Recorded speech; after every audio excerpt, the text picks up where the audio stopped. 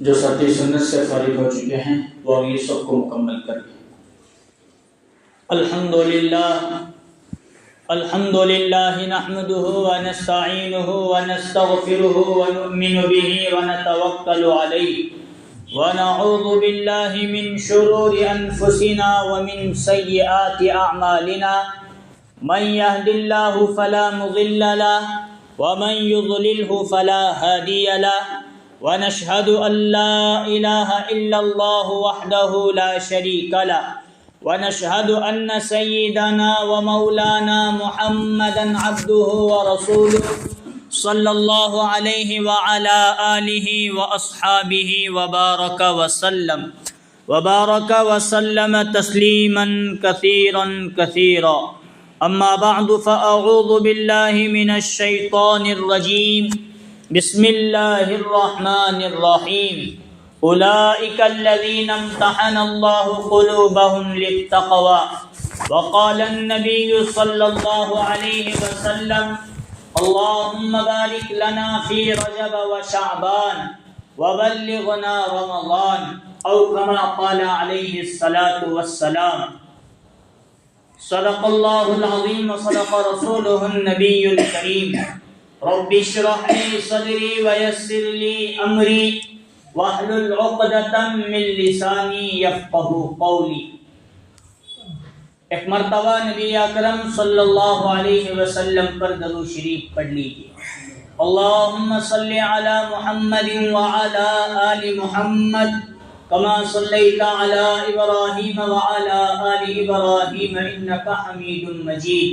اللهم بارك على محمد وعلى آل محمد كما باركت على إبراهيم وعلى آل إبراهيم إنك حميد مجيد۔ محترم بزرگوں اور عزیز دوستوں، اللہ تبارک و تعالیٰ کا احسان، اللہ کا فضل اور اللہ کا کرم ہے کہ اللہ تبارک و تعالیٰ نے ہم تمام کو نماز جمعہ کے لیے اپنے گھر مسجد جلد سے جلد آنے کی توفیق نصیب فرمائی۔ جو باتیں کہیں جائیں اللہ تعالیٰ ہم تمام کو ان تمام باتوں پر عمل کرنے کی توفیق نصیب فرمائے اور قیامت کے لیے ذریعہ نجات اور ذریعہ مغفرت بنائے۔ بزرگوں، دوستوں اور عزیزوں، اسلامی تاریخ کے اعتبار سے کون سا مہینہ شروع ہے؟ رجب کا مہینہ شروع ہے۔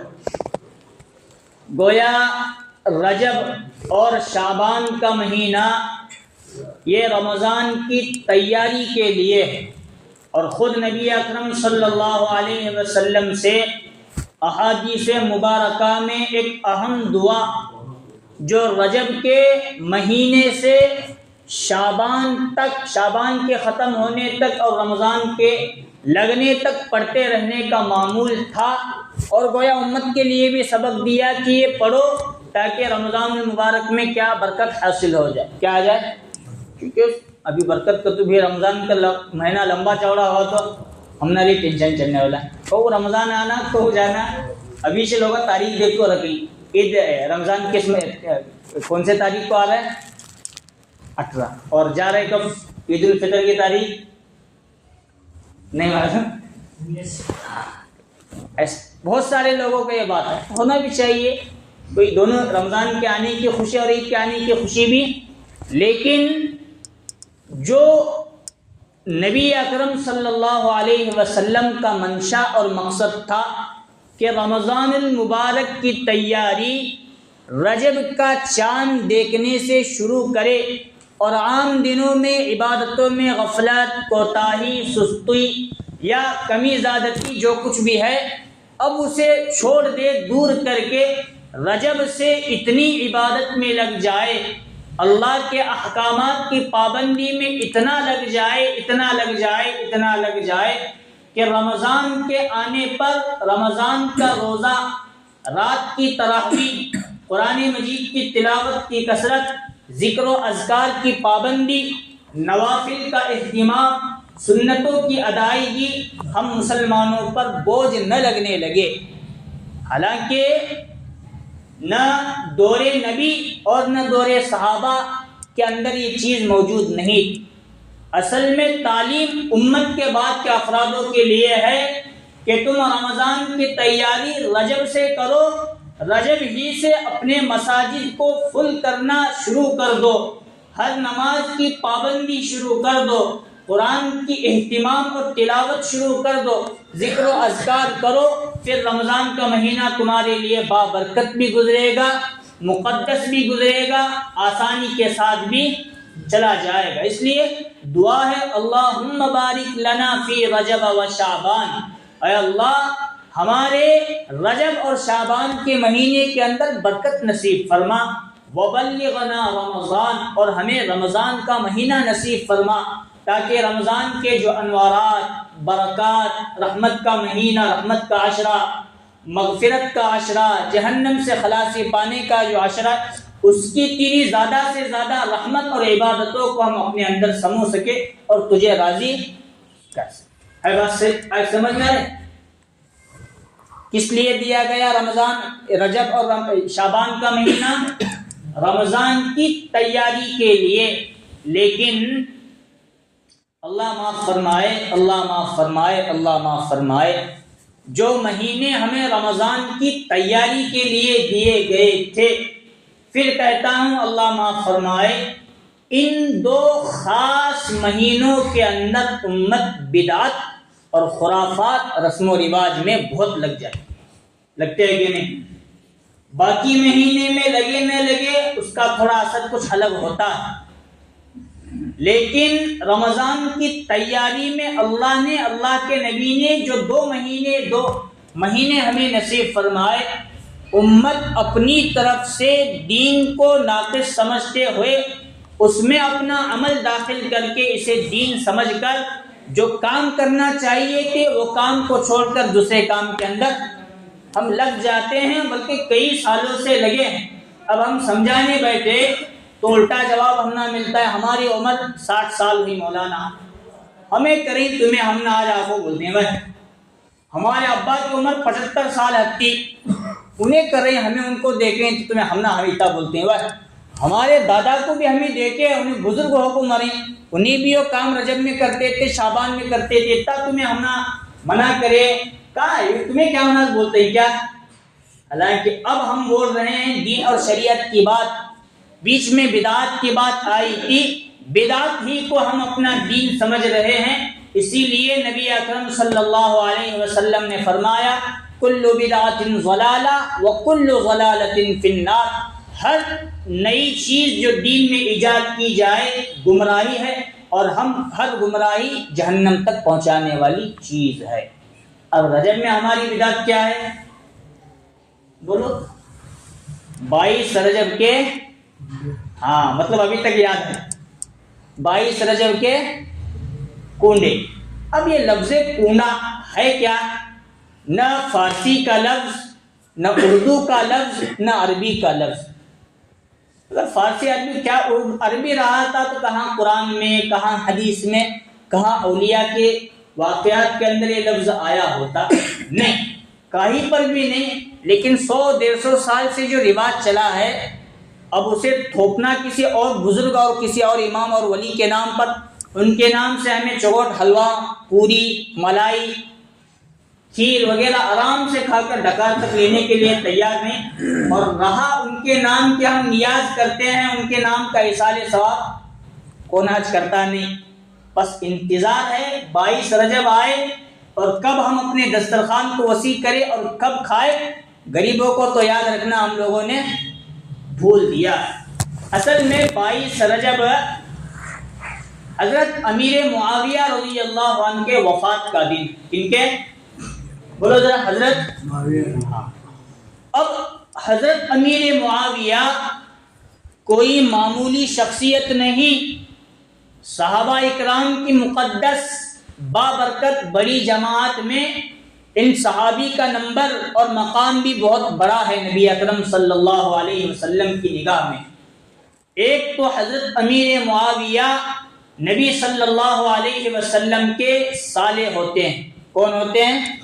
حضرت ام حبیبہ، یہ حضرت امیر معاویہ کی بہن حضرت ام حبیبہ رضی اللہ عنہا نبی اکرم صلی اللہ علیہ وسلم کی بیوی، اس طور پر یہ کون ہوئے؟ حضور کے صالح ہوئے۔ امت کے کون ہوئے؟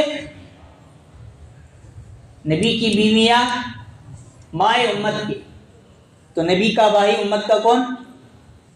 ماموں۔ رشتہ سمجھ میں نہیں آ رہا آج کل۔ ہمارے اماں کا بھائی ہمنا کون لگنے والا؟ آئی بات سمجھ میں؟ ایسا جیسے جمعہ لگ رہا ہے نہیں جیسا بات سن مجھے جمعہ کھلو کا بس ہو گئے، کتا بیان سننے کا، کتے نماز پڑھنے کا، ایسا ہو گیا۔ اور سجا کے جاوید بھائی جگہ خالی سے پور کرو۔ ہاں کیا بول رہا تھا میں؟ اپنی اماں کا بھائی کون ہوتا ہے؟ ہمارا مام۔ تو نبی ہمارے باپ، نبی کی بیویاں ہماری مائیں، اور نبی کی بیویوں کے بھائی ہمارے لیے ماموں کا درجہ رکھتے ہیں۔ اب ہوتا ہے تو بھائی ایک گھر کے اندر ہو، دونوں میں کہیں نہ کہیں جھگڑا ہو کر جدائیگی کا ماحول بن جاتا ہے۔ حضرت امیر معاویہ رضی اللہ عنہ اور حضرت علی رضی اللہ عنہ، یہ دونوں آپس میں صحابی، لیکن خلافت کے معاملے میں یا کچھ اجتہادی معاملات میں اب دونوں ایک دوسرے آپس میں گویا دونوں میں جھگڑا اور لڑائی شروع ہوئی۔ دونوں میں دو چار جنگیں، جنگ جمل، جنگ صفین، جنگ نہروان نام سے تین بڑی بڑی جنگیں، ادھر حضرت علی تھے تو ادھر حضرت امیر معاویہ رضی اللہ عنہ تھے، اور دونوں کے اندر گھمسان لڑائی ہوئی رہی تھی، اور لیکن دونوں کا لب لباب اور مقصد یہی تھا کہ حضرت عثمان رضی اللہ عنہ کو جن لوگوں نے بے دردی سے قتل کیا ہے ان کا قصاص لینا، حضرت عثمان کا بدلہ اور قصاص لینا ہے۔ حضرت علی بھی یہی چاہتے تھے کہ موقع مجھے ملے اور حضرت عثمان کو جن لوگوں نے جو آج میری طرف داری کر رہے ہیں اور میرے ہاتھ پر بیعت کیے ہیں وہ لوگ میرے ساتھ ہیں، میں ان کو مدینہ سے باہر نکالوں گا اور ان کو ایسی بدترین موت دوں گا شاید دنیا نے، زمین نے اور آسمان نے ایسی بری موت ایسے لوگوں کا کبھی نہیں دیکھی ہو۔ لیکن تھوڑی دیر کے لیے حضرت علی رضی اللہ عنہ رکے ہوئے تھے۔ مسجد حرام یعنی مکہ اور مدینہ یہ ایسے شہر ہیں، ایسے مقامات ہیں کہ یہاں انسان تو انسان کسی جانور کا خون بہانے کی بھی اجازت شریعت میں نہیں، نبی اکرم صلی اللہ علیہ وسلم نے نہیں دی۔ ہم صحابہ، ہم مسلمان، ہم قرآن و حدیث کو ماننے والے، ان ظالموں نے جو جن کا اسلام سے ذرہ برابر بھی کوئی تعلق نہیں، انہوں نے حضرت عثمان کا خون بہایا، ان کے لیے شریعت نہیں تھی لیکن شریعت علی کے لیے ہے، اس لیے علی مدینہ میں خون کا ایک قطرہ نہیں بہائیں گے۔ ان ظالموں کو، حضرت عثمان کے قاتلین کو باہر مدینہ سے لے جائیں گے، پھر وہاں جا کر ان کی بے دردی کے ساتھ قتل کریں گے۔ یہی کہ خلافت کے معاملے میں حضرت علی ہی چوتھے خلیفہ، اس بات کو پوری امت مانتی ہے، اہل سنت والجماعت کا عقیدہ ہے۔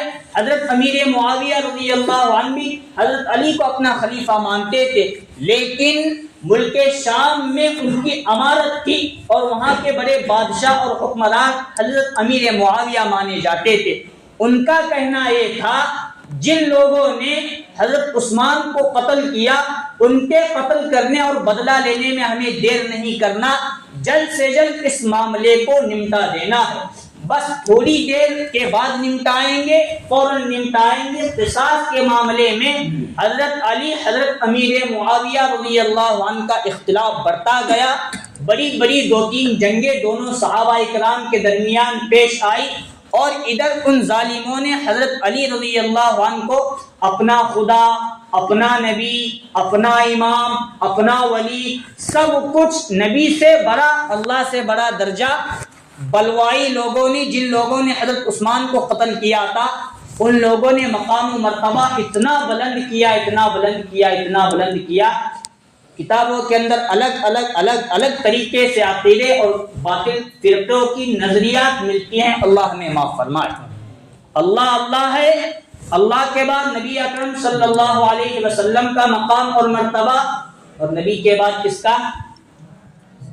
نبی کے بعد حضرت عمر رضی اللہ عنہ، حضرت سب سے پہلا نمبر حضرت ابو بکر کا، ورنہ وہ ایک قوالی کا ایک شعر مشہور ہوا تھا تو بیچ میں دمادم مست کلندر، علی کا پہلا نمبر نہیں، علی کا چوتھا نمبر رہنے والا ہو. ہمیں کتا زمین و آسمان کرے، ابو بکر کا پہلا نمبر، عمر کا دوسرا نمبر، تیسرا حضرت عثمان غنی تھے، چوتھا پھر حضرت علی کا. اس کے بعد دیگر صحابہ کرام کا عقائد کو ایسا اہل سنت والجماعت کے عقائد کو بگاڑنے کی کوشش کی گئی، اس میں بہت سارے لوگ کامیاب بھی ہوئے. اب جو حضرت علی کو ماننے والے تھے انہوں نے اپنا خدا بنا بیٹھے تھے حضرت علی کو. ادھر حضرت امیر معاویہ رضی اللہ عنہ کے ساتھ لمبا چوڑا اختلاف دونوں کا گزرا تو یہ لوگ بھی حضرت امیر معاویہ رضی اللہ عنہ کے دشمن ہو گئے. اب ہوتے ہوتے ایسا آیا جو حضرت علی کو ماننے والے تھے، حضرت علی نے مدینہ سے باہر ان کو کوفہ میں لائے اور سب کو ایک میدان میں جمع کر کے ان کو قرآن اور حدیث سمجھایا. دیکھو اللہ ہے، اللہ وحدہ، اللہ اکیلا ہے، دوسرا کوئی ہو نہیں سکتا. تم مجھے اللہ کا درجہ دے رہے ہو، میں علی ہوں، میں داماد نبی ہوں، داماد رسول ہوں، میں خدا اور اللہ بن نہیں سکتا، اس سے باز آ جاؤ. ان لوگوں نے نعرہ یہی لگایا کہ آپ ہی ہمارے خدا، آپ ہی ہمارے رب ہیں. حضرت علی بار بار سمجھاتے رہے، قرآن و حدیث پر ان کو لاتے رہے، ان کو اس بات سے توبہ کرائی کہ حضرت عثمان کے قتل کا جو تم نے غلط منصوبہ بنایا اس سے معافی مانگو، ٹل جاؤ اس بات سے. ان لوگوں نے نہیں مانا تو حضرت علی رضی اللہ عنہ نے پہلے ہی اپنے منصوبے بندی کے ذریعے معاملہ مشورہ کیا تھا، اگر یہ لوگ توبہ کرے تو ان کی جان بخش دی جائے گی، اور اگر اپنے گناہوں پر ٹلے رہے تو میں علی خود اپنے ہاتھوں سے ان کو زندہ جلا کر راکھ کر دوں گا. حضرت علی رضی اللہ عنہ نے ایک ہی میدان میں کئی شیعہ کے لوگوں کو جلا کر راکھ کر کے رکھ دیا. اب کچھ ادھر ادھر بچتے ہیں تو وہ بچے، نکل کر باہر انہوں نے کچھ مہینوں کے بعد حضرت علی رضی اللہ عنہ کو قتل کر کے رکھ دیا. اب ان کی جماعت پھر سے بڑھتی گئی. حضرت امیر معاویہ رضی اللہ عنہ کے بارے میں بھی انہوں نے قتل کا منصوبہ بنایا، ان کو قتل کرنے کے لیے بھی ایک فرد بھیجا، لیکن حضرت علی امیر معاویہ رضی اللہ عنہ اس وقت شہید نہیں ہوئے اور قتل نہیں ہوئے. اب شیعہ لوگ یہ چاہتے تھے کہ ہم حضرت امیر معاویہ رضی اللہ، آج بھی چاہتے ہیں، آج بھی ان کا یہی طریقہ طور و طریقہ رہا ہے کہ حضرت علی کو حضرت ابو بکر سے زیادہ مقام و مرتبہ میں بڑھانا اور حضرت امیر معاویہ رضی اللہ عنہ پر لعن اور طعن کرتے ہیں. اب میں بات کہاں سے نکلی ہے؟ 22 رجب کے تعلق سے. 22 رجب کے کنڈے، وہاں سے بات نکلی نا. یہ کہاں سے ثابت ہے اور کس کے بارے میں ثابت ہے؟ اب علماء اہل سنت والجماعت متفقہ طور پر یہ بات کہتے ہیں، شیعہ لوگوں نے حضرت امیر معاویہ رضی اللہ عنہ کی شان کو گھٹانے کے لیے جہاں بہت ساری باتیں بیان کی اور پیش کی، ان میں سے ایک بات یہ گھڑی گئی کہ 22 رجب یہ حضرت امام جعفر صادق رضی اللہ عنہ کی ولادت کا دن ہے یا انتقال کا. کن کے بارے میں بولو ہے؟ حضرت امام جعفر صادق. اب ہیں کون یہ امام جعفر صادق رضی اللہ رحمۃ اللہ علیہ؟ حضرت علی رضی اللہ عنہ کے خاندان میں نبی اکرم صلی اللہ علیہ وسلم کے خاندان سے، سید خاندان سے ان کا تعلق رہتا ہے. امام جعفر صادق غالباً حضرت امام زین العابدین رحمۃ اللہ علیہ کے بیٹے یا پوتے ہوتے ہیں. میدان کربلا میں یزید نے اہل بیت نبی کے خاندان کے ساتھ بدترین معاملہ کیا. محرم میں ہم سنتے ہیں آنسو بہاتے ہیں، اب خون کے آنسو بہانا اتنا ہی باقی رہ گیا ہے، لیکن امت اب بھی خرافات اور بدعات سے باہر نکلنے کے لیے تیار نہیں. سب کچھ یزید نے کیا اور نام آیا حضرت امیر معاویہ رضی اللہ عنہ کا. سب کچھ یزید نے کیا، جو کچھ یزیدی حرکت تھے وہی حرکت آج ہم بھی کر رہے ہیں. وہاں حضرت فاطمہ اور ان کی بیٹیوں کے دوپٹے اڑائے گئے، ان کے نام کے ڈھول تاشے بجائے گئے، امام حسین کا سر مبارک نیزوں پر چڑھا کر ناچا گیا. کیا کچھ نہیں کیا گیا۔ اس وقت خاندان نبی کا ایک فرد باقی رہا جن پر کسی کی تلوار نہیں چلی، ان کا نام تھا امام زین العابدین رحمۃ اللہ علیہ۔ وہ بیمار تھے، میدان جنگ میں نہیں آئے، پھر حالات ایسے بنے کہ وہ بڑے ہوئے اور پھر ان سے نسل نبی اکرم صلی اللہ علیہ وسلم کی بیٹیوں کے ذریعے ان کی نسل آگے بڑھی۔ امام جعفر صادق رضی اللہ عنہ، ان کے اولاد یا ان کے پوتے یا پڑپوتے جو بھی ہوتے ہیں، اب امام جعفر صادق رضی اللہ عنہ کی گویا یہ 12 رجب کے کنڈے نظر و نیاز کی جاتی، لیکن واقعتاً ہے نہیں۔ امام جعفر صادق رضی اللہ عنہ کی پیدائش ربیع الاول کے مہینے میں ہوئی اور وفات شوال کے مہینے میں ہوئی۔ اب نیاز کب دلائی جاتی؟ کسی کے انتقال پر، جو اس کی تاریخ وغیرہ ہوتی اس پر ایصال ثواب۔ اہل سنت والجماعت کے نزدیک تو ایصال ثواب کا طریقہ رائج ہے، ایصال ثواب کرنا چاہیے، لوگوں کو، غور غریبوں کو، مساکین کو، بیواؤں کو، یتیموں کو کھانا کھلانا چاہیے، اس پر بھی ثواب کی باتیں ہیں۔ لیکن یہ طریقہ الگ سے آیا کہاں؟ یہ طریقہ اصل میں شیعہ لوگوں کی طرف سے آیا۔ ہم نام تو امام جعفر صادق کا لیں گے، لیکن اہل سنت والجماعت کے لوگوں کے عقائد کو اتنا بگاڑیں گے، اتنا بگاڑیں گے، اتنا بگاڑیں گے کہ وہی لوگ صحابہ اکرام سے جو محبت کرنے والے تھے، صحابہ اکرام سے دشمنی کرنے والے بن جائے۔ امیر معاویہ رضی اللہ عنہ سے جو اہل سنت والجماعت کا عقیدہ ہے کہ یہ صحابی ہیں، ان کا اختلاف حضرت علی کے ساتھ بہرحال اپنی طرف، لیکن وہ صحابی رسول ہیں، نبی اکرم صلی اللہ علیہ وسلم کے چہیتے ہیں، صحابی ہیں، کاتب وحی ہیں۔ ان کی شان کو گھٹانے کے لیے اور ہم لوگوں سے صحابہ کی مقدس جماعت کے بارے میں، صحابی رسول صلی اللہ علیہ وسلم کے شان میں گستاخی کرنے کے لیے الگ طریقے ایجاد کر کے ہمارے سامنے رکھے۔ پہلے میں نے کہا وہ حضرت علی کے بارے میں تمادم مست کلندر علی کا نہیں بابا، یہ تمہارا عقیدہ بگاڑا جا رہا ہے۔ ابو بکر کی شان کو گھٹانے کے لیے علی کے شان کو بڑھایا جا رہا ہے، عمر کی شان کو بڑھانے کے لیے علی کے شان کو بڑھایا جا رہا ہے، عثمان کی شان کو گھٹانے کے لیے علی کی شان کو بڑھایا جا رہا ہے۔ یہ قوالی کہاں مشہور ہوئی؟ شیعہ میں مشہور ہے کیا ہم لوگوں میں مشہور ہوئی؟ اسی طریقہ یہ جو 22 رجب کے کنڈوں کا طریقہ کہاں مشہور ہوا؟ ہم ہی لوگوں میں تو مشہور ہوا، اہل سنت والجماعت کے لوگوں میں، دعوت و تبلیغ کے ساتھیوں میں، ہماری مساجد ہی سے یہ باتیں عام ہوئی اور رواج ہوئی۔ اللہ معاف فرمائے، اصل میں 22 رجب حضرت امیر معاویہ رضی اللہ عنہ کے وفات اور انتقال کا دن ہے۔ ان کے انتقال کے دن خوشی مناؤ، گویا یہ طریقہ ہمارے سامنے، ورنہ ایصال ثواب منع نہیں ہے۔ مولانا کیا دیوبند سے فارغ ہو کو آپ کو بیٹھ کر ہم اتنا بول رہے ہیں بھائی ایصال ثواب نہیں کرنے کا۔ ایصال ثواب بابا پہلے سے کرنے ہونا۔ ایصال ثواب میں پوری دنیا کو تمہیں کھلاؤ، اس سے ہمنا کیا جانے والا، 2 کنڈوں میں کیا ہونے والا۔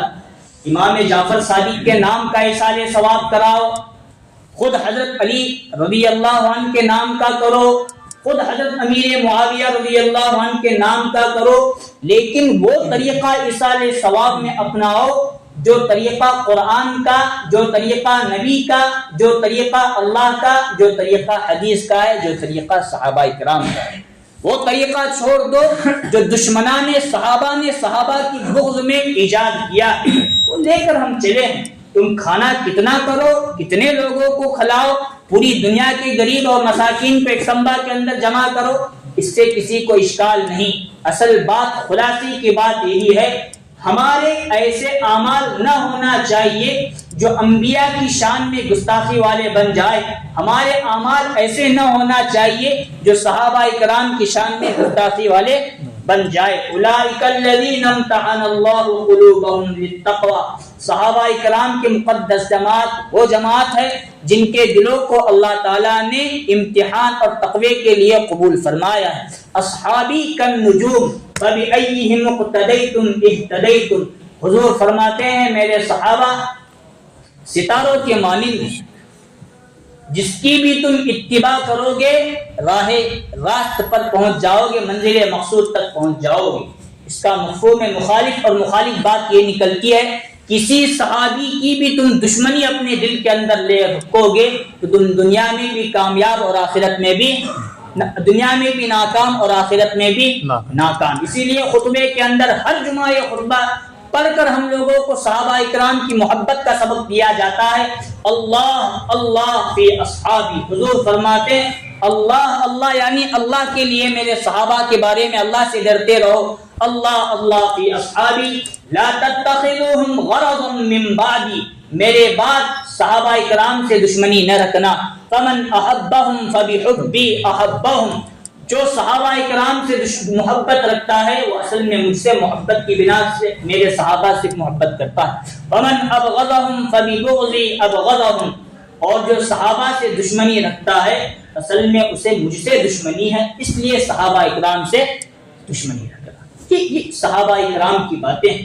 ہم کوئی کام ایسا نہ کرے جو کسی ولی کی شان میں بھی بے ادبی نہ ہو، کسی غوث قطب و ابدال کے شان میں بھی بے ادبی نہ ہو، صحابہ اکرام کی تو نہ ہو، انبیاء اکرام کی تو نہ ہو، اور خاص طور پر نبی اکرم صلی اللہ علیہ وسلم کی شان میں بے ادبی نہیں ہونا چاہیے، ورنہ جانے انجانے میں کچھ اعمال ہم سے گستاخی اور بے ادبی کے ہو کر چلے گئے، اور میدان محشر میں انہی صحابہ اکرام نے ہمارا گریبان پکڑا اور کہا کہ ہم نے مکہ چھوڑا، ہم نے مدینہ چھوڑا تم تک دین پہنچانے کے لیے، اور جو ہم نے دین پہنچایا وہ تم تک پہنچا، اس کے بعد بھی تم لوگوں نے دین کے معاملے میں خیانت سے کام لیا، اب جواب دو ہمارے بیوی بچے چھوڑنے کا تم نے کیا حق ادا کیا، ہم نے اپنے نبی اکرم صلی اللہ علیہ وسلم کے روزے کو چھوڑنے کا تم نے کیا حق ادا کیا۔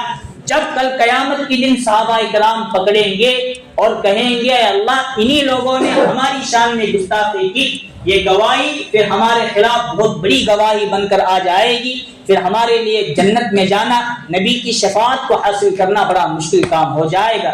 اس لیے بار بار یہ بات بیان کی جاتی ہے، کل بدعت ضلالہ وکل ضلالۃ فی النار، ہر بدعت دین میں ہر نئی چیز گمراہی ہے، اور گمراہی کا سیدھا ٹھکانہ جہنم۔ اللہ تعالیٰ سے دعا ہے اللہ تعالیٰ ہم تمام کو اولیاء سے محبت نصیب فرمائے، غوث و قطب و ابدال، صحابہ اکرام، انبیاء علیہم الصلاۃ والسلام، نبی اکرم صلی اللہ علیہ وسلم سے سچی محبت نصیب فرمائے، ان پر صحیح معنی میں ایصال ثواب کرنے کی توفیق نصیب فرمائے، آمین۔ وآخر دعوانا الحمد للہ رب العالمین۔